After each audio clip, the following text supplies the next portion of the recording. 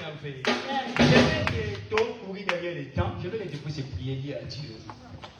Merci d'abord pour cette atmosphère de gloire. Et moi, je sais que tout au long de cette atmosphère, tout le monde ici présent est béni. Amen. Dis à Dieu, merci d'abord pour ces vents de la gloire. Et dis encore à Dieu, j'ai besoin de t'écouter ce matin d'après-midi. Il y a des paroles qui changent de vie. J'ai écouté les gens, j'ai écouté mon mari, j'ai écouté ma femme. À la fin, c'était seulement la déception au rendez-vous. Moi, je dis, je vais écouter celui qui n'a jamais accordé une déception à quelqu'un. Qui peut prier et assembler là? Dis à Dieu de te parler. Et dis à Dieu encore que celui qui va utiliser comme instrument, je veux qu'il soit une bénédiction pour moi. Prions au nom de Jésus, que Dieu te parle, que Dieu nous parle. Prions au nom de Jésus. Seigneur, parle-nous à travers ton serviteur pour t'écouter. La Bible nous dit, c'est pas par la volonté des hommes que la prophétie est liée, c'est pour ces papas que les hommes parlent de ta parole. Parle-nous, nous voulons t'écouter au nom puissant de Jésus. Nous avons ainsi prié, nous disons Amen. Est-ce qu'on peut acclamer très fort pour ce Seigneur? On peut acclamer très très fort pour ce roi de roi. Bien-aimés dans le Seigneur, on reste debout. Nous allons accueillir l'homme de Dieu. Je suis dans la joie pour moi. Quand je dis moi, c'est toute l'église. Nous sommes dans la joie cet après-midi ou ce matin d'accueillir, je l'ai toujours dit, c'est mon papa. Amen. Alléluia. Amen. Oui, c'est mon papa. Yes. Je préfère être à ses côtés parce que c'est la sagesse que je reçois. C'est les orientations que je reçois. C'est un papa qui ne condamne jamais les gens. Même lorsque vous tombez, il ne condamne pas. Il vous conseille. Amen. Je l'aime beaucoup. Depuis que je... Laissez-moi faire des commentaires. Laissez-moi faire des commentaires. Depuis que je connais papa, j'ai même dit ça à ma femme. Je sens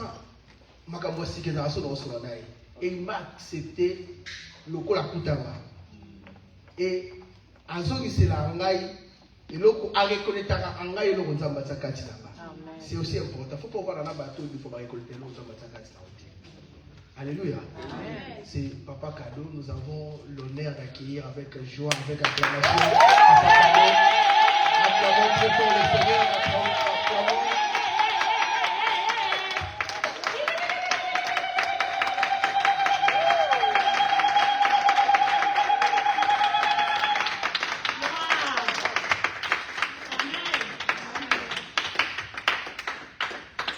Que Dieu nous bénisse. Est-ce que nous pouvons encore exagérer en acclamant le Seigneur?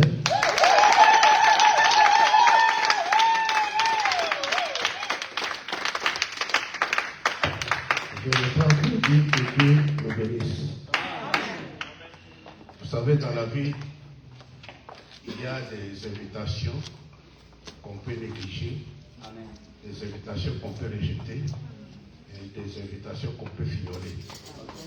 Il y a aussi certaines invitations dont vous avez besoin même dans les intercessions. Quand ça tombe, il faut saisir l'opportunité. Je suis dans la joie d'être invité par le révérend Hervé, à qui je dis grand merci. Quand quelqu'un vous invite pour prêcher au troupeau sur lequel il est établi, c'est qu'il vous fait confiance. Amen. Avec ces micros, on peut arriver à détruire ce qu'il a bâti pendant plusieurs années. Alors, donner le micro à quelqu'un, c'est-à-dire qu'il vous fait confiance. Yes. Que Dieu vous bénisse. Amen. Que Dieu bénisse toute l'église. Amen. Que Dieu bénisse tous les serviteurs et servantes. Yes. Merci à tout le monde. Nous allons lire Genèse chapitre 26. Je vais lire le verset 22. Isaac se transporta de Guérar et creusa un autre puits pour lequel on ne chercha pas querelle. Et il l'appela Rehoboth.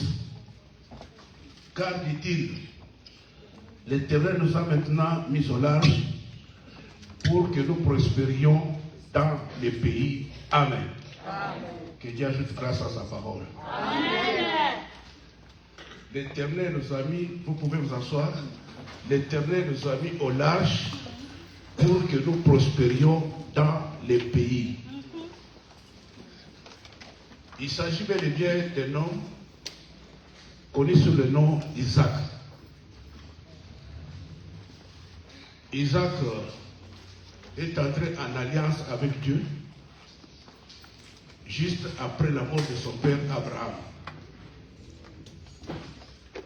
Et pendant qu'il y avait la famine là où il est resté, Isaac avait décidé de se diriger vers l'Égypte. Dieu lui a apparu pour lui dire, ne descends pas en Égypte, mais reste dans ce pays. Le pays que l'Éternel lui indiquait, c'était le pays des Philistins. Or, les Philistins étaient les grands ennemis d'Abraham et d'Isaac. Et c'est là que Dieu va lui dire de rester. Nous trouvons que Isaac, comme son père, était caractérisé par l'obéissance. Lorsque Dieu apparut à Abraham, dans Genèse chapitre 12, il lui dit de quitter sa patrie, sa nation et tout, pour aller dans un endroit que le Seigneur allait lui montrer. La Bible dit, Abraham partit comme l'Éternel le lui avait dit. Et ici, nous trouvons également Isaac, caractérisé par l'obéissance. Dieu lui dit de ne pas descendre en Égypte, mais de rester au milieu des Philistins. Et Isaac a accepté de rester au milieu des Philistins. Là, je voudrais m'adresser à nous tous qui sommes là, en tant que chrétiens, en tant qu'enfants de Dieu. Nous devons être obéissants à la parole de Dieu. Être obéissants à la volonté de Dieu, quoi qu'il en coûte. Lorsque Dieu te donne des instructions, accepte de les pratiquer. Ne t'aimez pas à examiner les choses. Ne t'aimez pas à te poser des questions, le pourquoi, le comment et le quand. Quand Dieu dit, c'est impératif. Vous qui parlez anglais, vous dites souvent, that is the mandatory. C'est un ordre à respecter. Et Isaac a accepté. Lorsque vous acceptez d'obéir à la voix de Dieu, sachez que Dieu va marcher avec vous. Si vous désobéissez, vous allez vous engager dans une voie seule sans Dieu. Et c'est un danger de vivre sans Dieu. Amen. Est-ce que quelqu'un peut dire Amen bien? Amen. Isaac a accepté de rester à Guérar, au milieu des Philistins. Il a commencé à s'aimer, à travailler la terre. La Bible dit, il les recueillit au centuple, parce que l'Éternel les bénit. S'il n'avait pas obéi à Dieu, il allait travailler vainement, sans progression. Mais comme il avait obéi à la voix de Dieu, de rester là où Dieu lui avait dit d'être, Dieu l'a béni et il a connu ce qu'on appelle la prospérité. C'est-à-dire travailler, recueillir et prospérer. C'est très important. L'obéissance a comme conséquence ou comme avantage la prospérité et la bénédiction. Alléluia. Amen. Et lorsqu'il a commencé à creuser le puits, nous trouvons que les Philistins sont allés combler tous les puits là. Ils ont mis du sable dans les puits. Or, les puits constituaient ce qu'on appelle ressources d'approvisionnement. Le travail pour chacun de nous, c'est une ressource d'approvisionnement. Les Philistins, ce sont nos ennemis. Tu peux ou ne pas accepter, dans ta vie, il y a des ennemis visibles et invisibles. Amen. Ça, il faut le savoir. On partageait avec Pasteur Hervé et Papa Patient, je crois que c'était hier, pour dire qu'à des moments, nous entrons dans la distraction pour dire que la présence de Dieu, c'est l'absence totale du diable. Moi, j'ai dit non, ce n'est pas ça. Là où Dieu, le diable s'introduit toujours. C'est ce qu'on appelle l'infiltration. Même quand nous sommes là, ne croyez pas que nous sommes seuls chrétiens. Il y a des marabouts, il y a des sorciers, il y a des féticheurs au milieu de nous. Mais ce qui est très important, nous qui avons le Seigneur comme appui et comme secours, il veille sur chacun de nous. La Bible dit, quand l'Éternel est à ma droite, je ne chancelle point. Il était au milieu des Philistins. Ils ont bouché toutes les ressources d'approvisionnement. Et il n'a pas lâché.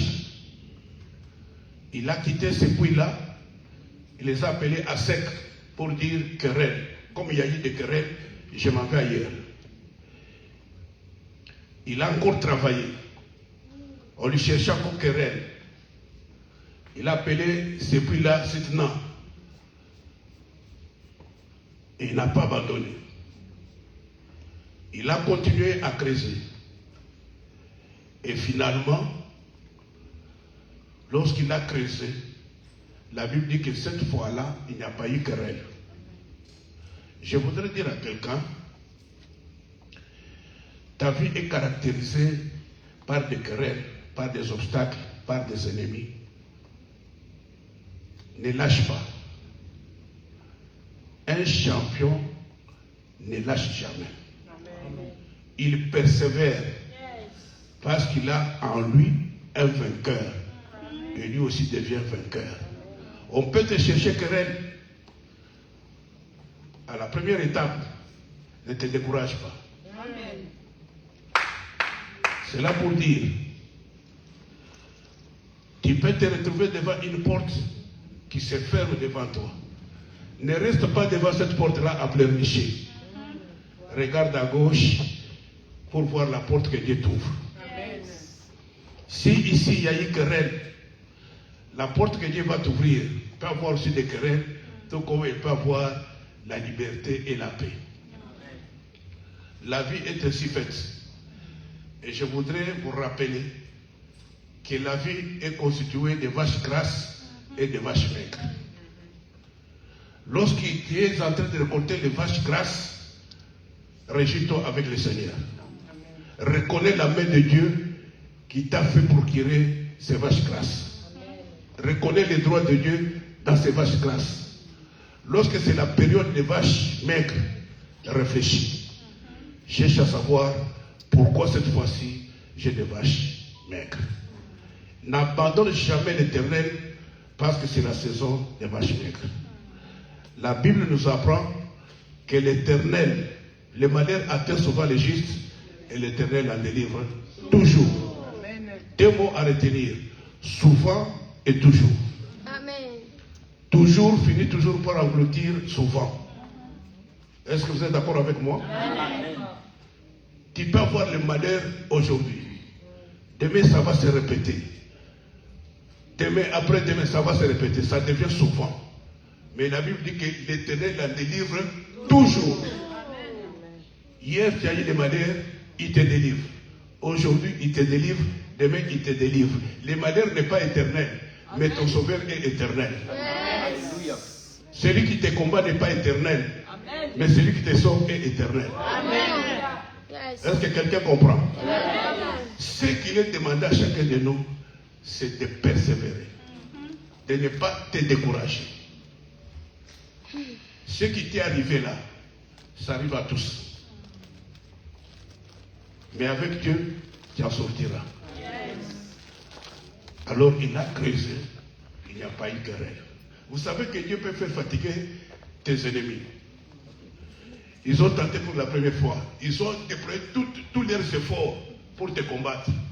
Dieu dit, ok, ça va. Il te donne encore l'occasion. Ils viennent encore, ils déploient tous leurs efforts. Et à la fin, ils sont fatigués. Ils ne sauront plus te poursuivre. C'est ce qui s'est passé avec les enfants d'Israël. Lorsqu'ils sont sortis de l'Égypte, Pharaon a dit pour se voler avec des chars. Qu'est-ce qu'il a fait? Il a troué les roues de leurs chars pour rendre leur marche lente. Laisse que Dieu rende lente la marche de tous tes ennemis. Amen. Au lieu d'avancer, qu'ils puissent marcher à reculons. Avec Dieu, c'est possible. Amen. J'ai dit qu'avec Dieu, c'est possible. Amen. Il y a certaines choses que tu es en train de vivre qui sont anormales. Mais sache que dans ces choses anormales, il y a un Dieu normal. Amen. Il contrôle la situation. Lorsque la Bible dit qu'il est le maître de temps et des circonstances, c'est-à-dire il n'y a aucune circonstance qui peut échapper à l'Éternel. Et c'est alors qu'Isaac a dit, l'Éternel nous a mis maintenant. Laisse que Dieu s'occupe de toi maintenant. C'est un Dieu de maintenant. Yes. Si hier il y a eu des Philistins, mais maintenant que Dieu mette fin au règne des Philistins. Il a dit, il nous a mis maintenant au large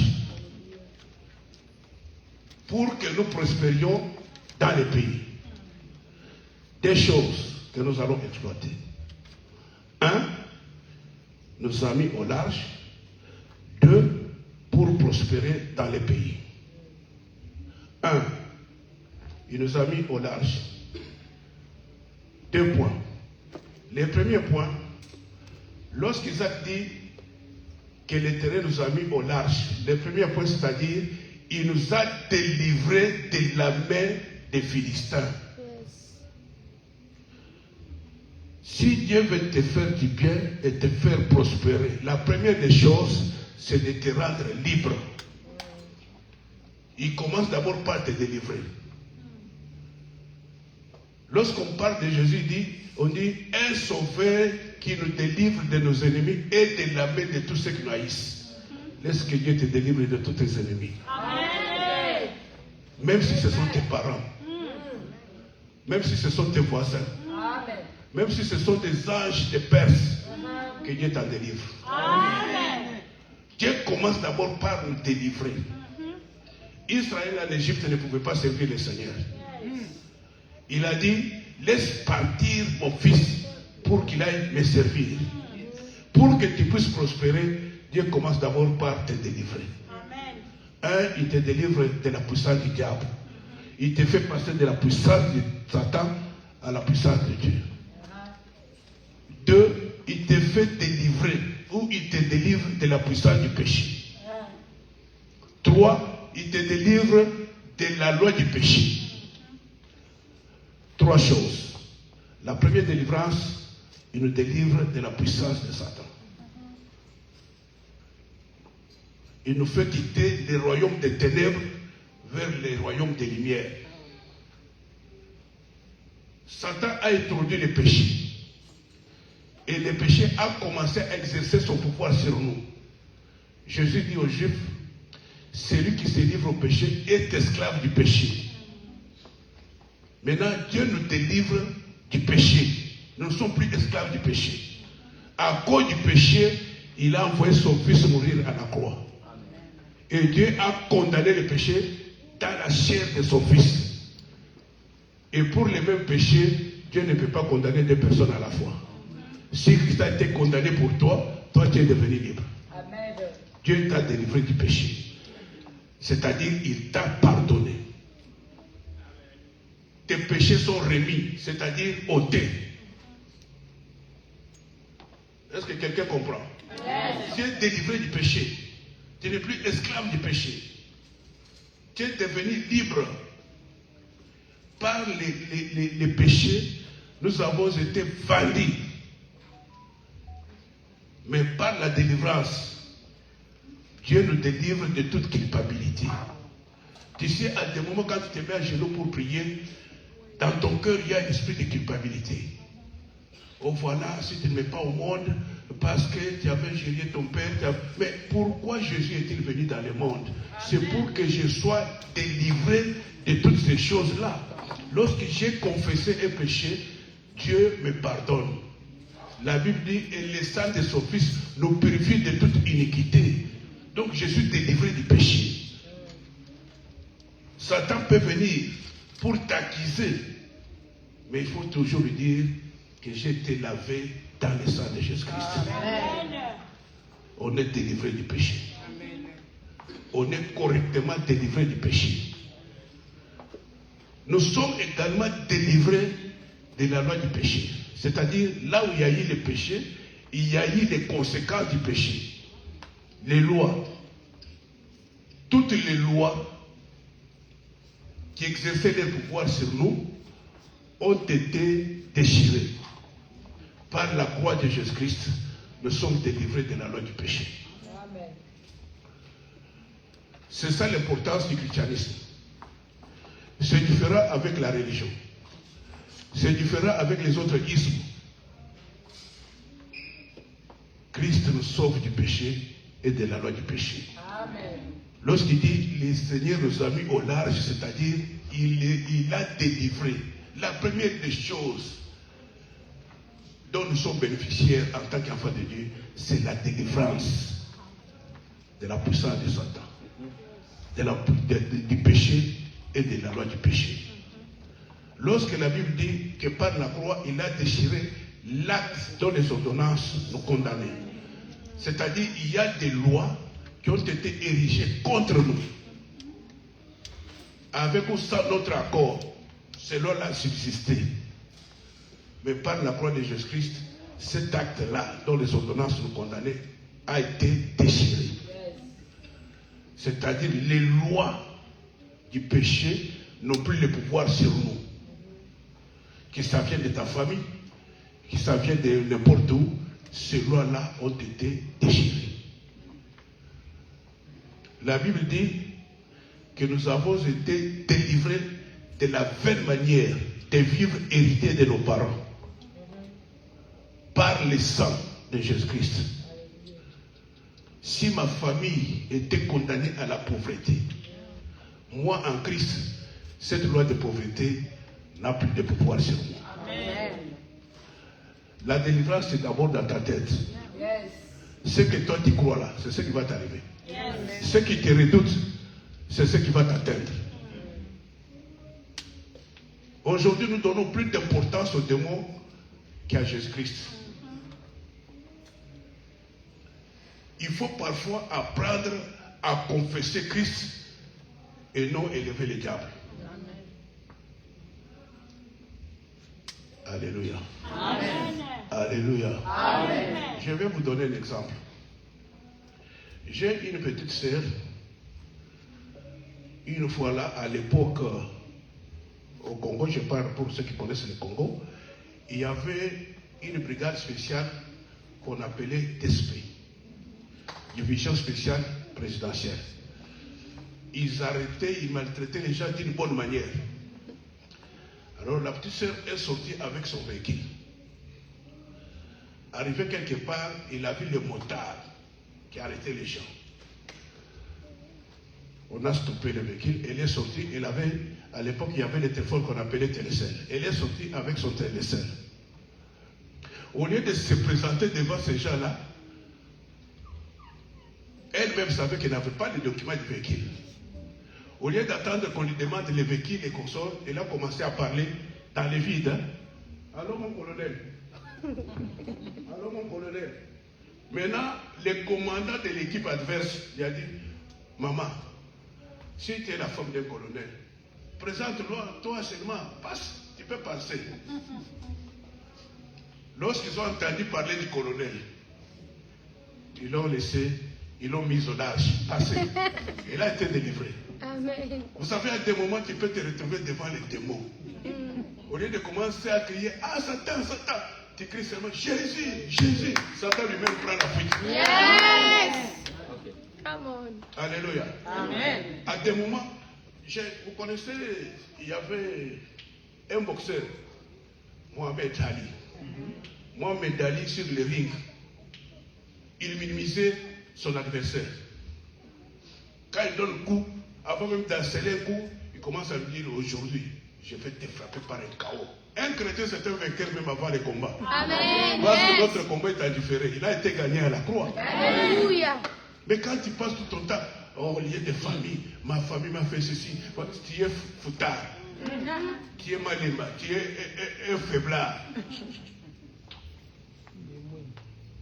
Dans les combats spirituels, il y a ce que nous appelons trafic d'influence. Yes. Un chrétien doit jouer sur le trafic d'influence. Même si tu as péché, même si tu es dans position de faiblesse, tu commences à dire tout simplement les lions de la tribu de Juda, les champions des champions. Ah, bon.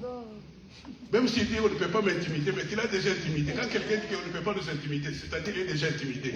Le nom de Jésus, c'est un nom qui influence les mondes. Alléluia. Donc, la première des choses, il nous a mis au large, c'est-à-dire il nous a délivrés. Deuxième des choses, il nous a mis au large, c'est-à-dire il nous a créé de l'espace. Tu ne peux pas construire, tu ne peux pas prospérer si tu n'as pas d'espace. Oh, que Dieu crée pour toi de l'espace. Amen. Si tu es locataire quelque part, le bailleur peut te dire, dans ma parcelle ici, tu ne peux pas faire un jardin. Tu vois? Mais quand Dieu te crée de l'espace, il fait de toi un propriétaire, un bailleur. Tu vas faire les champs comme tu veux. Est-ce que vous comprenez cela? Alors, Isaac a dit qu'il nous a mis au large. Deuxièmement, c'est-à-dire, il m'a créé de l'espace. Il a ouvert ma voie. Comment Dieu nous ouvre-t-il de l'espace? La Bible dit, Christ en vous, l'espérance de la gloire. C'est-à-dire, moi, j'entre en Christ, Christ est en moi, donc la voie de la gloire est ouverte. Amen. Cette gloire que Adam et Ève ont abandonnée dans le jardin d'Éden, maintenant, je suis sous la couverture spirituelle de Jésus-Christ. Donc le Seigneur me crée de l'espace. Là où je peux évoluer facilement. C'est-à-dire, il me rend maintenant stable. Je vois maintenant clair. C'est ce que David dit. L'Éternel est mon berger. Il me conduit vers les verts pâturages. C'est-à-dire, il me crée de l'espace où je peux marcher librement. Je peux marcher dans la satisfaction et je peux travailler et évoluer. Est-ce que quelqu'un peut dire Amen bien? Amen. Est-ce que quelqu'un peut acclamer le Seigneur?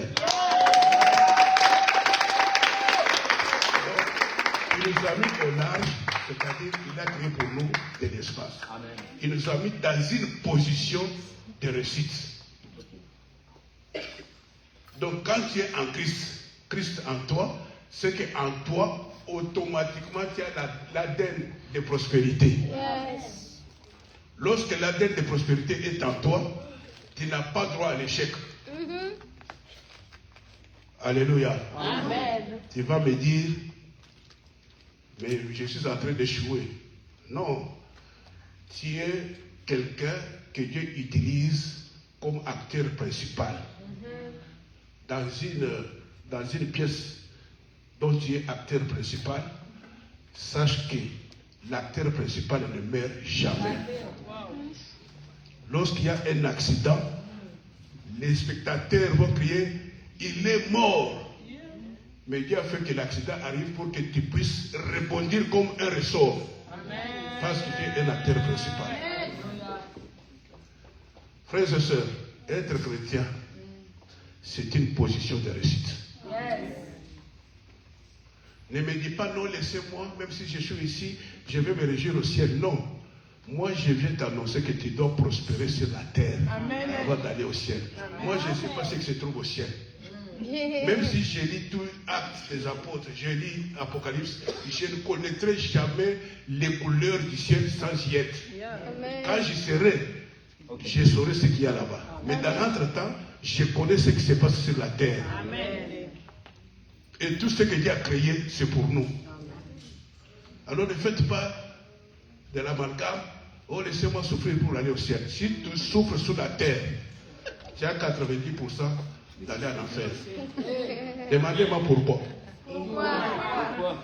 Parce que la pauvreté est plus proche du cimetière.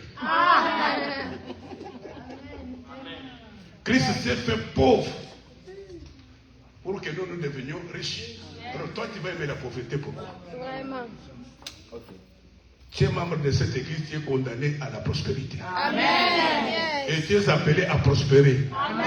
Ah, dis Amen bien. Amen. Dis Amen fort. Amen. C'est la terre de réussite. Maintenant, 2, pour que nous prospérions dans ce pays. Donc il nous a mis au large. Ça, c'est lui qui a fait. C'est lui qui m'a délivré du péché. C'est lui qui ouvre pour moi une voie spacieuse. Maintenant, la deuxième des choses, pour que je prospère dans ce pays. Et si je parle du pays, pour vous qui êtes ici aux États-Unis, pour que vous prospériez à Nashville. Amen. Ne commencez pas à inquiéter, non, ici c'est difficile, non. Même si c'est difficile, c'est ici où Dieu t'a mis pour que tu puisses prospérer. Amen. Et je donne que tu sois prospère au nom de Jésus-Christ. Il a dit à Josué, tout lié que vous lirez la plante de vos pieds. Je vous le donne. Toi, tu vas refuser un don? Non. Toi, il t'a déjà donné Nashville. Ok. Mifa, vous avez Nashville. Amen. Recevez Nashville. Amen. Devenez clair en Nashville. Amen. Il a dit pour que nous prospérions dans ce pays. Dans notre pays où on était avant, c'était des bagarres, c'était des querelles. Maintenant, il nous a délivrés de leurs mains. Il nous met dans l'espace de prospérité. Nous devons prospérer. Tu es venu de l'Afrique, tu es venu de n'importe quel pays. Tu es dans ce pays, c'est pour que tu puisses prospérer. Vous savez, dans la Bible, il y a certains mots qu'on utilise à dessein. Si vous prenez les livres de Jean, vous verrez à maintes reprises on prend après cela, après cela, après cela. Si vous allez dans l'Ancien Testament, vous trouverez après ces choses, c'est-à-dire après ce que Dieu est en train de vivre maintenant, il y a d'autres choses qui vont arriver après. On avait avant et après. Avant c'était quoi? Mortification de sa rivale. C'était la stérilité. Mais après ces choses-là, après la stérilité, après la mortification, c'était Samuel. Est-ce que vous connaissez la signification de Samuel? Samuel veut dire, je l'ai demandé à Dieu. Lorsqu'il y a des choses actuelles, demande à Dieu, Dieu va te donner Samuel. Amen. Après ces choses-là, après des querelles, après la maladie, après ceci ou cela, le Seigneur veut que tu puisses maintenant prospérer. Amen. Le Seigneur veut que tu aies la bonne santé. Yes. Le Seigneur veut que tu réussisses là où tu avais échoué. Amen. Alors, pour avoir la prospérité ou pour prospérer, point numéro 1, il faut avoir la vision de la prospérité. Est-ce que quelqu'un comprend? Yes. La prospérité, c'est dans la tête. Ne dis pas que je suis venu ici accompagner d'autres personnes. Tu n'accompagnes personne. C'est Dieu qui t'a accompagné jusqu'ici. Il t'a mis ici, il t'a donné la position, il a mis en toi la tête de prospérité. Et dans ta tête, crois à la prospérité. Amen. Alléluia. Amen. Alléluia. Amen. Et la vision. Ne fais rien dans la vie sans vision. Ne fais rien dans la vision sans objectif. Comme la Bible parle de vision, la Bible parle de la prospérité, moi en tant qu'enfant de Dieu, je crois et j'ai cette vision-là. Amen. Je dois réussir. Même quand on parle de oh non, la vie devient difficile, moi je ne crois pas à cela. Quelqu'un qui a réussi ne croit jamais à l'échec. Tu vois un pauvre quand il entre à la station. Quand il entre à la station, il contrôle les compteurs et les prix unitaires. Il fait d'abord les calculs. Si je prends 10 litres, ça me fera autant. Si je prends ceci, ça me fera autant. Mais quelqu'un qui prospère, quand il entre dans une station, il dit, mettez-moi les pleins. Il n'a pas besoin de savoir combien ça va faire. Mettez-moi les pleins. Amen. Quand c'est plein, il ne demande même ça fait combien. On lui donne la facture. Il sort l'argent, il donne. Mais un pauvre, il commence d'abord par les calculs. Un litre, c'est ça. Surtout en Afrique. Et quand ils trouvent que ça ne va pas, on a augmenté les prix. Le gouvernement doit partir. Le gouvernement va partir où? Tu veux que le gouvernement parte où? Tu te dis enfant de Dieu, sois prospère. Quand tu prospères, tu n'auras pas d'inquiétude. Là où les choses ne marchent pas, la Bible dit ne vous inquiétez de rien, mais en toute chose faites connaître vos besoins à Dieu. Dieu est ton Père. Vous savez, Dieu crée des numéros pour se donner de la valeur. Amen. Les numéros de Dieu, ce sont des souffrances que nous pouvons avoir à gauche et à droite. Et un jour, nous sommes allés avec mon épouse pour le visa des États-Unis. Ce jour-là, il y a eu des marches contre les Américains que vous êtes. On a déchiré les drapeaux, on a brûlé les drapeaux. Alors, le premier jour d'interview, c'était le 10 avril de cette année. Nous arrivons là-bas.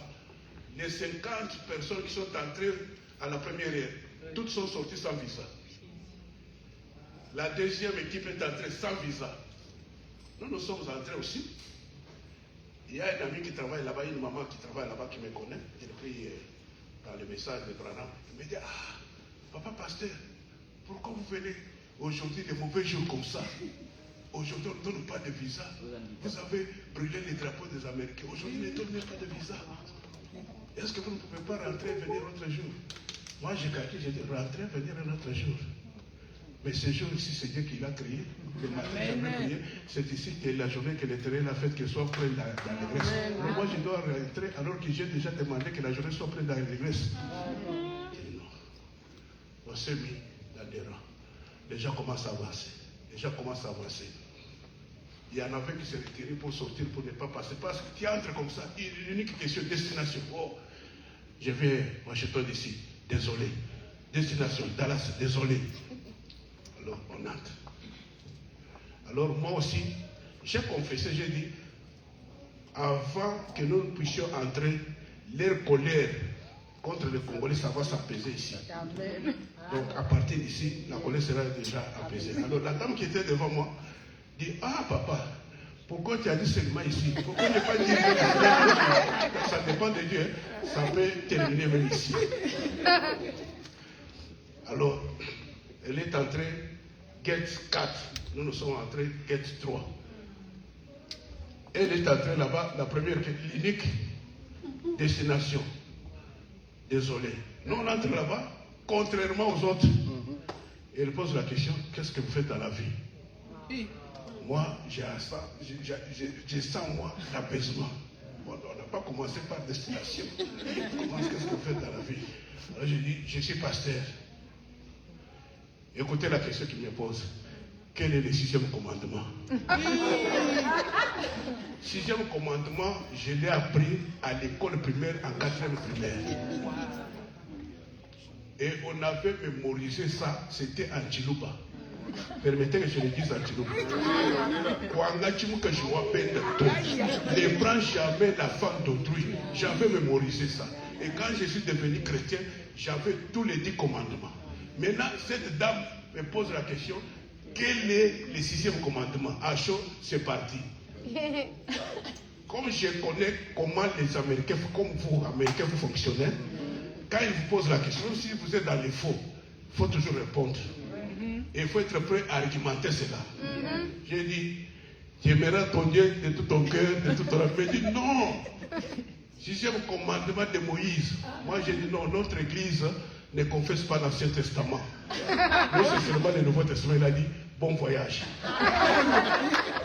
Alléluia. Quand la tête de récit est en vous, Dieu rend toutes choses mauvaises en votre faveur.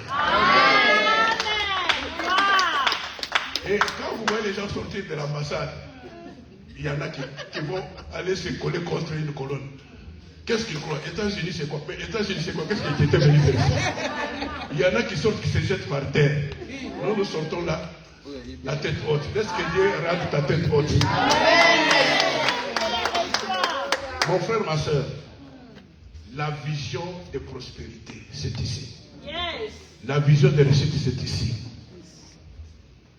Si tu es né seulement pour te lamenter, dans ma famille, il y a des sorciers. Dans ma famille, on m'a bloqué. Dans ma famille, ils vont te bloquer. David dit que même si je marche dans la vallée de l'ombre de la mort, je ne crains aucun mal. Vous pouvez être plein dans l'église comme ça de sorciers, surtout nous les pasteurs. Papa, tel que vous êtes là, tous les sorciers qui viennent dans les quartiers, qui viennent dans l'église, c'est vous qui êtes visés. Qu'ils soient là, qu'ils fassent leur travail. Ce qui est important, vous allez ensemble. Sois avec Dieu. Et vous allez réussir. Vous allez réussir parce que dans votre tête, vous avez la vision de réussir. Et ce que vous êtes aujourd'hui en tant qu'église, ce n'est pas ce que vous serez demain. Ce que vous serez demain, c'est ce que vous avez dans votre tête. Qui dit Amen bien? Qui dit Amen fort? La vision. La vision, c'est la perception de ce que toi tu veux devenir et de ce que toi tu veux avoir. Deux choses. Ce que tu veux devenir et ce que tu veux avoir dans ta tête. C'est aussi ce que Dieu veut accomplir avec toi, en toi et par toi. C'est ce qu'on appelle la prophétie. Si Dieu dit que tu seras tel, tu auras ça. C'est ça la prophétie pour toi. Toi-même, en tant que chrétien, en tant que serviteur, en tant qu'enfant de Dieu, tu as un projet pour Dieu. Et je t'informe que Dieu n'a jamais joué dans ce projet. Ce qu'il dit finit toujours par s'accomplir. La Bible nous apprend que Siméon avait été divinement averti qu'il ne mourra pas sans avoir vu Jésus-Christ. Cet homme a vieilli. Jésus tardait aussi à venir, comme bientôt aujourd'hui. On parle de bientôt, il tarde toujours. À cette époque-là, il tardait. Mais la Bible dit que cet homme attendait la consolation d'Israël. Si tu as la prophétie, il faut attendre la consolation. Dieu finira par te consoler. Tu n'as pas d'enfant. Que les autres te déclarent stérile, mais toi-même ne te déclares jamais stérile. C'est question de temps. Alléluia. Amen. Il faut attendre que Dieu accomplisse sa volonté sur toi. Et Siméon a refusé de mourir sans avoir vu la consolation d'Israël. Alors il était là dans les temples. Pendant que tu attends l'accomplissement de tes promesses, ne t'éloigne pas de l'église. Reste toujours dans cette église. Quand tu es dans une église où le pasteur est sérieux comme le vôtre ici, où le pasteur vous annonce Christ, il faut s'y attacher. Amen. Parce que dans beaucoup d'églises, les pasteurs s'annoncent eux-mêmes. Ils occupent même le trône de Christ. N'allez pas dans de telles églises. Vous allez vous en foutre vous-même. Alors cet homme est resté à l'attente. Comme Dieu reste égal à lui-même, un jour on amène Jésus dans les temples pour accomplir la loi. Et Dieu a fait que Siméon soit de service. On vient avec Jésus, on remet entre ses mains. Lorsqu'on remet Jésus, il dit ceci: mes yeux ont vu le salut. Là, j'ouvre les parenthèses pour dire: notre Seigneur Jésus-Christ, il est un, sauveur, deux, il est le salut. Donc c'est Jésus la délivrance. Alléluia. Venez écouter ce qu'il dit. Maintenant, Seigneur, tu peux laisser partir ton serviteur. Ne pars pas avant d'avoir vu l'accomplissement de tes promesses. Et laisse que Dieu approche l'accomplissement de ses promesses dans ta vie. Amen. Alléluia. Amen. Alléluia. Amen. Donc il avait la vision sur la consolation d'Israël. Et cette vision-là s'est accomplie. Il avait la vision de ce que Dieu avait dit sur lui. Et cette vision-là s'est accomplie. Dans Habakkuk chapitre 2, verset 2, on nous dit: même si la prophétie tarde à s'accomplir, attends-la. Ne pleurniche pas. Alléluia. Attends.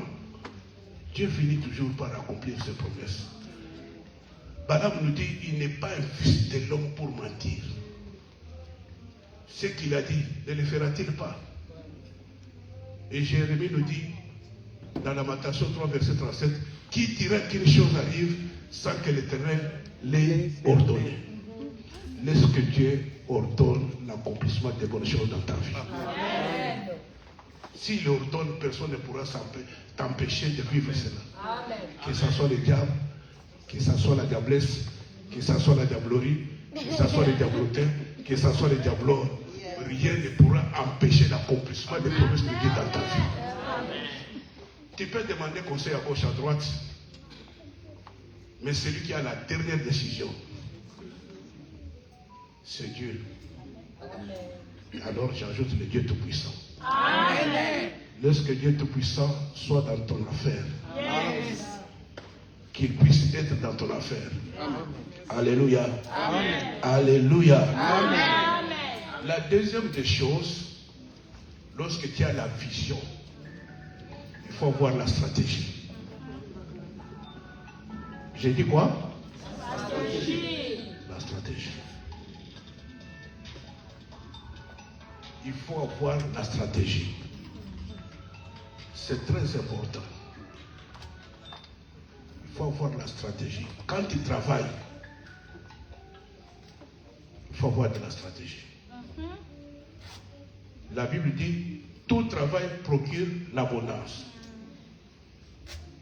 Et l'argent n'a pas de couleur de travail. Tout travail. J'aime les vous qui vivez aux États-Unis. Si on vous demande, papa, vous travaillez où? Ah, laissez ça, je travaille seulement. Même si tu travailles dans les toilettes, même si tu travailles à la morgue, ce n'est pas un problème. Tout travail procure l'abondance. L'argent n'a pas l'odeur du travail. Même si tu travailles dans une boucherie, l'argent n'aura pas l'odeur de la boucherie. Et la stratégie de travailler, de définir les priorités de la vie. Si tu fais les affaires, la meilleure stratégie des hommes d'affaires, des femmes d'affaires, c'est de protéger les chiffres d'affaires. Si tu fais le commerce, il faut protéger les capitales. Mais toi, tu fais les commerces, tu manges et les capitales et les provinces. Tu vas prospérer comment? Alléluia. Amen. Vous voyez en Afrique, hein, il y a des femmes qui vendent les cacahuètes, les arachides. Il est rare de trouver une femme qui vend les cacahuètes ou les arachides en train de manger les arachides. C'est rare. Ils protègent les chiffres d'affaires. C'est ça la stratégie. C'est définir les priorités dans la vie. Alléluia. Amen. Alléluia. Amen. Jésus lui-même nous montre la stratégie dans la Bible. Dans Matthieu chapitre 6, verset 33. Il dit, cherchez premièrement. Quand tu viens dans l'église, ne cherche pas d'abord, oh, Dieu donne-moi du travail. Non. D'abord, le royaume et la justice de Dieu. Comment devenir juste selon Dieu? Comment être enfant de Dieu? Comment être attaché à Dieu? Dans le livre de Job, chapitre 22, verset 21 à 22, il nous dit ceci. Attache-toi donc à Dieu et tu auras la paix. Toi, tu veux la paix. La bonne stratégie commence d'abord par t'attacher à Dieu. Tu veux la paix, mais tu ne veux pas t'attacher à Dieu. Et tu jouiras ainsi du bonheur. Reçois de sa bouche l'instruction et mets dans ton cœur ses paroles. Tu seras rétabli. Tu veux être rétabli? Attache-toi d'abord à Dieu. Toi, quand les problèmes te dépassent, tu te décides, Dieu, je te donne 2 ans. Ah, ultimatum. À Dieu. Oh, je te donne 4 jours. Si ça ne marche pas, je quitte. Mais si tu l'abandonnes, qu'est-ce que lui va perdre? Même si tu l'injuries, qu'est-ce que lui va perdre? Toi, tu t'écartes du bonheur seulement. Ce qu'il faut, il faut t'attacher à Dieu. Tu joueras un peu de la prospérité. Tu veux prospérer, sois stratège. Cherchez premièrement à être agréable à Dieu. Sois fidèle à Dieu. Alléluia. Amen. Alléluia. Amen. Être fidèle à Dieu, c'est-à-dire recevoir ses instructions. Aimer l'Église. Vous savez, dans la Bible, il y a des choses parfois que nous lisons à la hâte et nous passons. La Bible dit, confiez-vous à l'Éternel votre Dieu, vous serez affermis.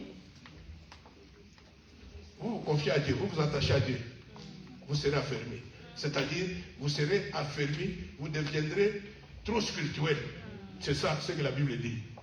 Mais pour réussir, confiez-vous à ces prophètes. Je vais vous donner un conseil. Vous voyez, pasteur Hervé, évitez de devenir son ami. Évitez de devenir ami du pasteur. Si vous devenez son ami, vous allez perdre tous les avantages de l'enfant de Dieu. Même si vous travaillez avec lui dans une même société, on lui donne un carton rouge. Ça n'a rien à faire avec son pastorat. Tu sors, oh, pasteur, on travaille avec lui, moi je touche plus que lui. Non! Prenez-le comme ton pasteur. Confie-toi toujours en lui. C'est alors que tu prospéreras. Confiez-vous à ses serviteurs. C'est ça, s'attacher à Dieu.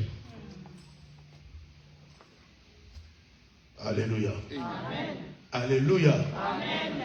Vous devenez trop calme. Amen. Amen. Troisième chose, avoir la détermination. Tu as la vision de prospérer. Tu as monté la stratégie pour prospérer. Maintenant, il faut avoir de la détermination. La détermination, c'est ce que nous appelons communément résolution ou la foi. Est-ce que tu crois d'abord en toi-même que tu peux prospérer? Si tu crois en toi-même, sois déterminé, c'est tout. Si tu es déterminé, tu ne reculeras jamais devant un obstacle. Amen. Celui qui a la détermination, il fonce.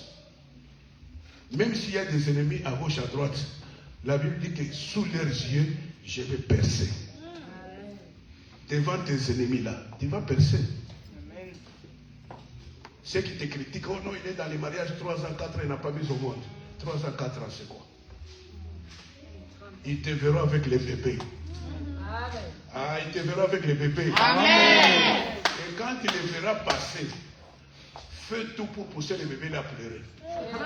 Oui, fais tout. Parce qu'ils peuvent dire, ah, c'est le bébé de sa grande sœur. Mais il faut leur prouver que c'est le bébé que tu as demandé à Dieu, Dieu te l'a donné. Tu pousses les bébés à pleurer. Quand les bébés commencent à pleurer, sous leurs yeux là-bas, tu sors les seins. Tu fonces dans la bouche du bébé et le bébé crie davantage. Et Dieu est bon. Amen. Moi, je ne savais pas qu'il était bon. Moi, je savais qu'il était bon. C'était question de temps. Yes. Ah, laisse que Dieu s'occupe de toi Amen. et qu'il te fasse élever. Alors, quand on a la détermination, on ne recule pas devant les Philistins. On chasse seulement des milieux. On occupe la position que Dieu me veut et je vais prospérer. Ok, je m'arrête là. J'ai parlé de 2 points. Point 1, l'Éternel nous a mis au large. L'Éternel nous a mis au large. 1, il nous a délivrés. 2, il nous a créé de l'espace. Que Dieu te crée de l'espace. Amen. Si il y a un péché quelconque qui te délivre du péché, abandonne aussi le péché. Alléluia. Amen. Alléluia. Amen. 2, pour que nous prospérions dans ce pays, il faut avoir la vision de prospérer. La vision, c'est avoir un rêve. Il n'y a que les morts qui n'ont pas de rêve. Un homme, une femme, vivant ou vivante, doit avoir un rêve. Alléluia. Amen. Qu'est-ce que tu veux être? Qu'est-ce que tu veux avoir? Tu ne peux pas demander quelque chose, c'est son contraire. Tu as tout fait pour te retrouver ici en Amérique. Alors tu croyais quoi? Tu vas ramasser de l'argent? tu dois travailler pour prospérer et cette vision-là. Tout ce que tu vas faire, ça va réussir. C'est la vision que tu dois avoir. Amen. Tu dois avoir un rêve. Pas les mauvais rêves. Hein. Les rêves pendant le sommeil, là, non. Et puis toi-même pendant le sommeil. Depuis que tu es ici aux États-Unis, tu n'as jamais rêvé que tu es devenu même ministre ici aux États-Unis. Toi, tu rêves toujours les gens de ton village en train de te poursuivre, tu tombes dans les fosses, je t'interdis de faire le mauvais rêve. Il faut commencer à rêver aujourd'hui que tu as remplacé par exemple Mutombo Dikembe. Tu as remplacé par exemple Kamal. Tu as remplacé par exemple Biden. C'est ça. Tu as traversé des fleuves et des océans. Tu continues à faire toujours des mauvais rêves de l'autre côté. Oh, je dors très mal, j'ai vu ma tante, que ta tante ne te poursuive plus ici. Amen. Alléluia. Amen. Alléluia. Amen. Lorsque tu as la vision, tu as les rêves. Vous savez quelqu'un qui avait dit I have a dream. C'est qui? Non. C'est qui? Martin Luther King. Lorsqu'ils ont fait la marche à Washington, devant une grande foule, il a dit I have a dream. Le dream là c'était quoi? Le noir deviendra aussi président. Si tu n'as pas de rêve, qu'est-ce qui deviendra réalité? Zéro. Dieu a imprégné dans le mental d'Abraham les rêves, la vision. Il lui fait sortir de sa tente. Il lui dit regarde en haut. Qu'est-ce que tu as vu? Il a vu la prospérité. Il a dit c'est comme ça que tu deviendras. Ce que tu vois, c'est ce que tu deviendras. C'est ce que tu auras. Il faut avoir de la stratégie. Il faut avoir de la détermination. Nous allons passer à la prière. Nous allons nous tenir tous debout. Nous allons nous tenir debout pour la prière.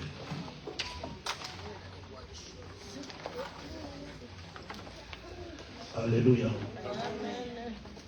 L'apôtre Jean dit, bien-aimé, je souhaite que tu prospères à tous égards. Que tu sois en bonne santé. Que tu aies un bon travail. Que tu aies un bon salaire. Que Dieu intervienne dans tes affaires et que tu arrives à régler tous tes billes. Que Dieu intervienne, Dieu qui a permis que tu sois ici, dans ce pays. Peu importe l'histoire que tu as racontée à l'immigration, même si tu as menti, moi je ne suis pas là. Amen. Dieu ne regarde pas nos péchés, il regarde à la grâce. Yes. Que Dieu regarde à la grâce. Amen. Que tous les mensonges que tu as racontés là deviennent la vérité. Amen. Et que Dieu ait l'égalité dans ce pays. Amen. Si pas demain, même après-demain. Que là où les choses étaient bloquées pour ta légalité, que Dieu intervienne. Tu vas faire la prière comme Jabez. Cet homme de Jabez avait demandé à Dieu d'étendre ses limites, c'est-à-dire de les faire prospérer. Qu'il ne soit pas dans le malheur. Que Dieu le bénisse et que la main de Dieu soit avec lui. Que Dieu te mette au large. Qu'il te permette de prospérer à tous égards. Élève ta voix et prions tous ensemble. Élève la voix, il s'agit de ta vie. Je voudrais que chacun élève sa voix, que chacun prie, que chacun demande à Dieu l'intervention dans tes affaires, l'intervention dans ton travail, l'intervention dans ta famille, dans ton foyer, dans tes projets. La Bible déclare, recommande à l'Éternel ton sort. Mets en lui ta confiance, il agira. Notre Dieu est notre Père. J'ai pris pour toute personne qui est présente dans la salle avec un problème quelconque, que tu descends, que tu sois présent dans son problème, que tu donnes la solution. Toi qui as le cœur de roi entre tes mains. Seigneur, touche le cœur de tout celui qui a la clé pour la paix, la prospérité, la légalité, pour la solution aux problèmes de chacun. Et rends cela possible. La Bible déclare ce qui est possible aux hommes est possible à Dieu. Rends possible tout ce qui était impossible dans leur vie. Touche maintenant les malades, afin que la guérison germe dans le corps de chacun. Et le corps malade ne sait ni travailler ni prospérer. Guéris les malades, même ceux qui sont restés dans leur maison, que ta main les touche maintenant pour les guérir. S'il y en a au milieu de nous qui sont encore possédés par des esprits maléfiques, je m'en vais prendre l'autorité sur les démons, sur la puissance démoniaque, l'envoûtement, les fétiches, au nom de Jésus-Christ. Je vous chasse. Je vous ordonne de libérer mes frères et sœurs. Dieu notre Père, il est déclaré dans la Bible que tout arbre que mon Père n'a pas planté sera déracine. Je déracine toutes les malédictions qui ont été prononcées dans la vie de tel ou tel. Je serai les libère maintenant au nom de Jésus. Que je prospère à tous égards. Et dans ta main puissante, De la c'est même manière chacun. que mon esprit est en train de progresser, Que ta grâce est et en ton train bonheur d'avancer, je prie soient les aussi, partages de Seigneur, chacun. que mon ministère, Seigneur, Dieu de gloire, Que le cœur de chacun soit que inondé les de ta gens, paix. Seigneur, qui m'approchent, vivent dans mes Seigneur. Je bénis mon frère, je bénis ma soeur. Tourne ta face vers chacun. Alléluia. Et que ta lumière luise. Yes. Au nom de Jésus-Christ, Amen. nous disons Amen. Amen. Acclamons le Seigneur.